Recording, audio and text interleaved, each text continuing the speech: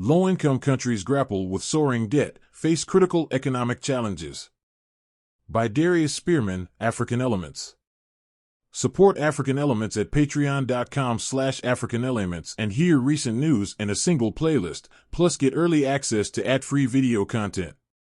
Low-income countries are facing a daunting challenge as they grapple with escalating debt servicing costs. Despite no recent major requests for comprehensive debt relief since Ghana's over a year ago, these nations continue to struggle under the weight of their financial obligations. In 2023, low-income economies paid an estimated $74 billion in external debt, a steep increase from the previous year, highlighting the severity of their plight, World Bank. Higher government borrowing and deficits, primarily to mitigate the impacts of the pandemic, have significantly increased the level of debt. Central banks have raised borrowing costs to combat inflation, further exacerbating these challenges, IMF.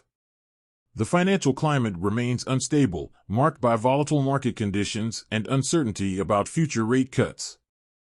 Furthermore, these countries have increasingly turned to private sector borrowing.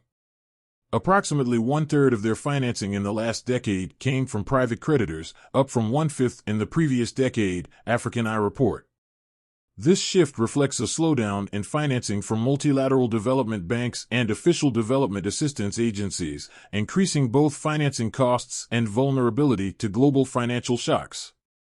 To avoid a costly debt crisis, countries like Angola, the Gambia, Nigeria, and Zambia have implemented reforms such as significant energy subsidy reforms, creating space for development spending, IMF. However, many countries are still lagging in efforts to increase revenues through measures like broadening the tax base and enhancing tax administration efficiency.